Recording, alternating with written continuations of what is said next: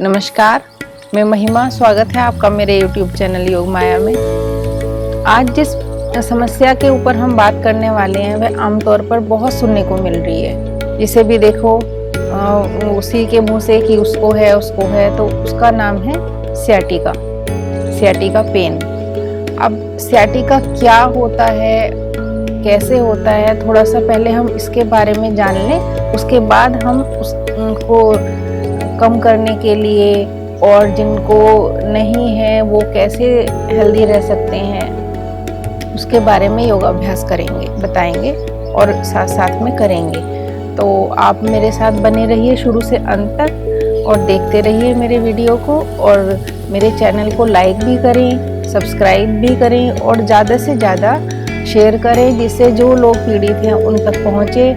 मेरा यही मोटिव है कि ज़्यादा से ज़्यादा लोग उसका फ़ायदा उठाएं, जिससे अपनी प्रॉब्लम में जो हो रही हैं उनको थोड़ा सा रिमूव कर सके धीरे धीरे योगाभ्यास से, और कुछ समय बाद वो बिल्कुल ही ख़त्म हो जाए। तो जैसे कि हम आज सियाटिका के ऊपर जानने वाले हैं, उसको बहुत लोग साइटिका पेन भी बोलते हैं। तो ये क्यों होता है ये हम थोड़ा सा जानेंगे। जैसे हमारी बैकबोन में सभी लोग जानते हैं बहुत सारी नर्व्स होती हैं जो अंदर से होती हुई ब्रेन तक ब्लड सप्लाई का काम करती हैं। इनमें से एक नर्व जो हमारा लोअर बैक हेड है उससे हिप्स के द्वारा होती हुई एड़ी तक जाती है, वह सियाटिक नर्व कहलाती है। जब वह किसी वजह से दबने से या और भी कारण होते हैं उससे उसमें पेन पैदा होने लगता है, पेन उत्पन्न होने लगता है, तो वही पेन सियाटिका पेन कहलाता है। सुनने में जितना ये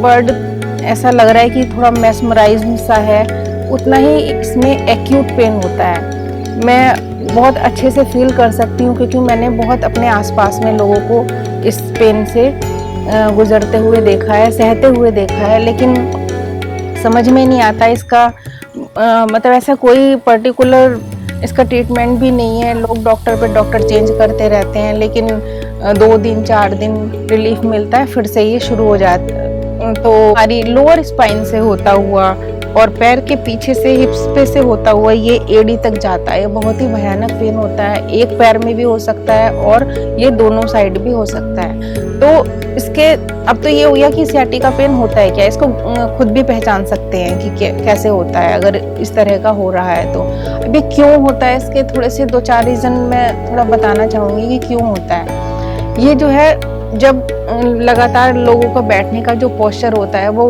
गलत होता है। जैसे चेयर में बैठ गए हैं, ऐसे स्ट्रेट बैठना चाहिए हमें, तो उससे भी हमारी ये जो स्पाइनल है वो उसको पूरी स्ट्रेचिंग नहीं मिलती है, तो वो भी धीरे धीरे उसका एक रीजन बनता है। कहीं पे किसी वजह से चोट लगना और खाने में न्यूट्रिशन की कमी, फैट बढ़ना भी एक इसका रीजन होता है, और स्लिप डिस्क भी इसका कारण बन सकता है। इससे जो है चलने फिरने और उठने बैठने में दर्द होने लगता है बहुत ज़्यादा, और इतना एक्यूट पेन होता है कि मतलब सहन करना मुश्किल हो जाता है। तो मैं जो आज योगाभ्यास बताने जा रही हूँ वो उसके साथ साथ अगर हम अपनी डाइट में न्यूट्रिशन का भरपूर प्रयोग करेंगे तो इसको बहुत जल्दी ही हम 2 से 3 महीने में हम इसको रिमूव कर सकते हैं। तो चलिए योगाभ्यास शुरू करते हैं। सबसे पहले आसन पर खड़े हो जाएंगे, हम करेंगे हस्तोत्तानासन। तो ये कुछ ऐसे आसन हैं जो हम खड़े होकर भी कर सकते हैं, फिर बैठने वाले हैं। तो अगर बहुत पेन है तो हम किसी की हेल्प भी ले सकते हैं, लेकिन धीरे धीरे अगर हम अपना मनोबल बढ़ाकर इन अभ्यास को करेंगे तो हमें दर्द में भी रिलीफ मिलता है। तो सबसे पहले हम करेंगे हस्तोत्तानासन। दोनों पैरों में थोड़ा सा गैप कर लेंगे और हाथों को ऐसे टाइट करते हुए धीरे धीरे दाएं से बाएं लेते हुए सीधे ऊपर ले जाएंगे, और यहीं पर अपने हाथों को तान देंगे, सांस भरेंगे और उनको पूरा ऊपर को खींच देंगे।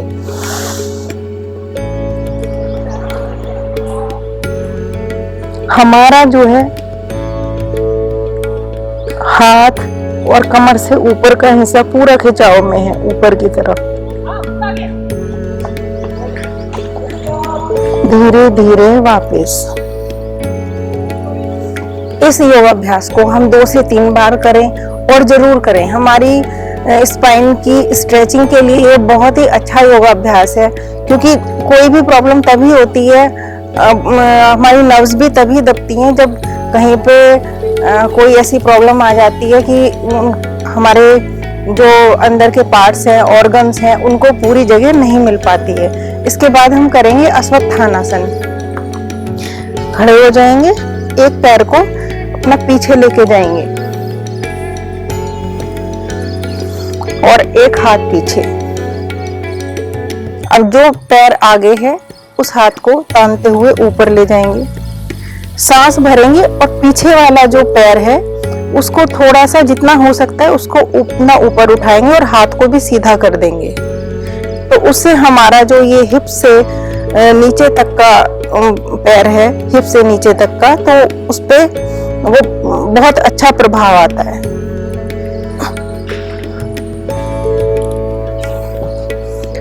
सेम दूसरे पैर से करेंगे।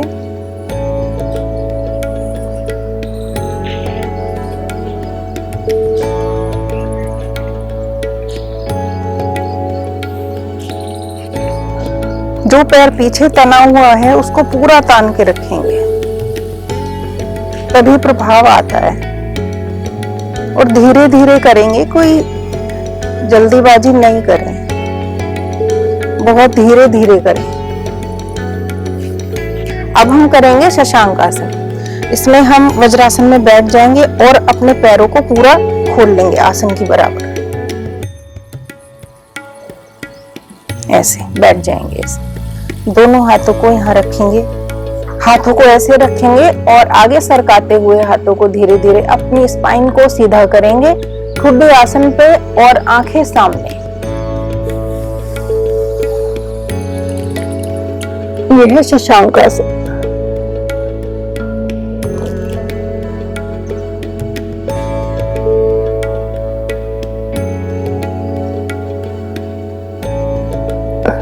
धीरे धीरे वापस। अब जिनके नी पेन होता है उनसे ऐसे नहीं बैठा जाए, तो उसमें है उत्तान शिशु आसन, वो भी मैं करके बता देती हूँ। ऐसे आ जाएंगे,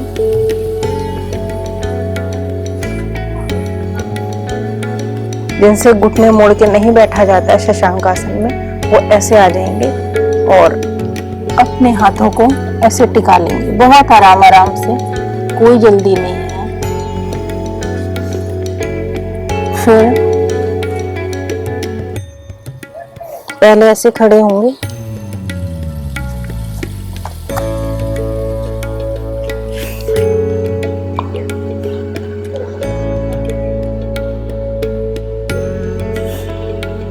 इससे हमारी कमर पूरी स्ट्रेच हो जाती है। धीरे धीरे वापस।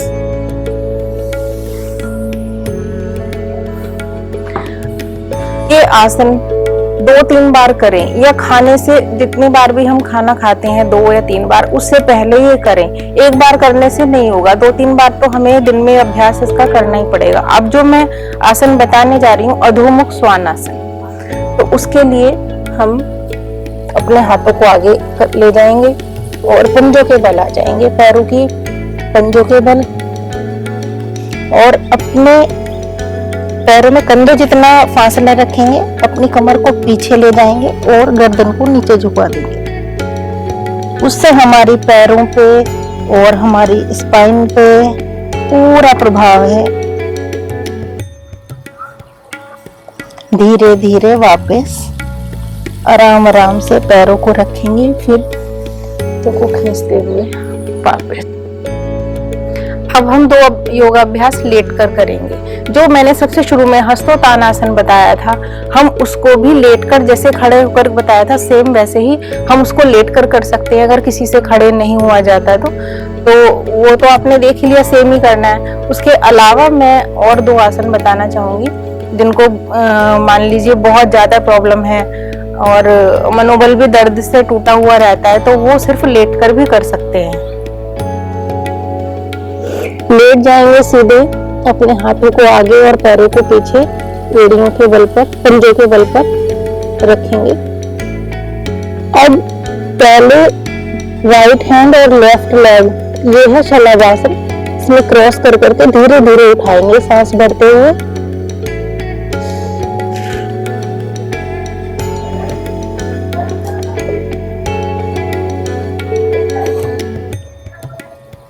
अब लेफ्ट हैंड और राइट लेग,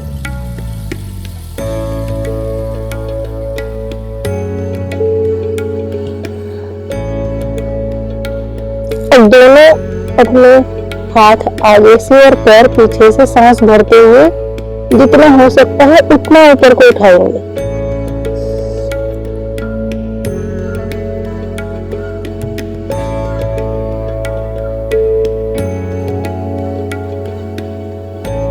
वापस इसी में एक और अभ्यास करेंगे। दोनों हाथों को यहाँ ऐसे कस के गूंथ लेंगे और सांस भर के पीछे का पोर्शन अपना, पीछे से पैर ऊपर को उठाएंगे।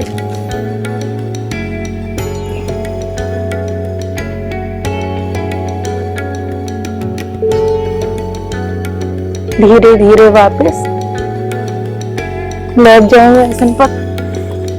तो अभी हमने खड़े होकर और बैठकर और लेटकर जो योगाभ्यास बताए हैं, तो जिस भी तरह से जिनको दर्द है उनको रिलीफ मिलता है वो वाले वही योगाभ्यास करें वो लोग। और किसी की हेल्प भी ले सकते हैं, जैसे लेटने वाले बताए बहुत ज्यादा दर्द है तो पेट के बल लेट जाएं और धीरे धीरे आसन करें, उससे बहुत रिलीफ मिलता है। लेकिन उसके पहले हमें अपने मनोबल को स्ट्रॉन्ग करना पड़ता है कि हमें पेन में भी योगाभ्यास करना है और इससे हमें रिलीफ मिलेगा।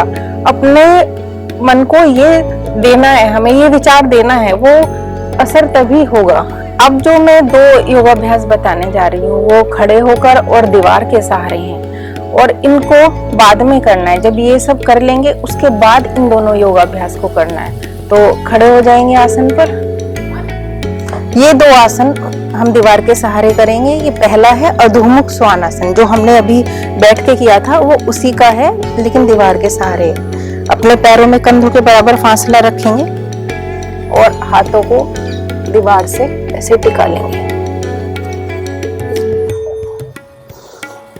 अब इसमें हमें अपनी गर्दन को नीचे ले जाना है और कमर को, स्पाइन को हमें अपने पीछे की तरफ को खींचना है, पूरा स्ट्रेच करना है। हमारी स्पाइन इससे पूरी स्ट्रेच होती है, बहुत अच्छे से प्रभावित होती है। धीरे धीरे वापस। अब इसी में हम एक पार्श्व आसन करेंगे। जैसे अभी हमने दो पैर ऐसे बराबर में रखे थे, तो एक पैर को हम पीछे ले जाएंगे और एक पैर आगे ही रहेगा। तो उससे क्या होगा, हमारी स्पाइन के साथ साथ हमारा पैर भी प्रभावित होगा, पैर भी स्ट्रेच होगा। दोनों हाथों को रखेंगे, पैर को पीछे ले जाएंगे,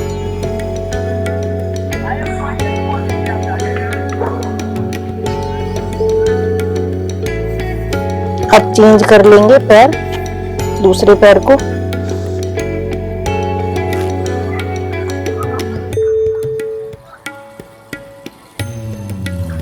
वापस।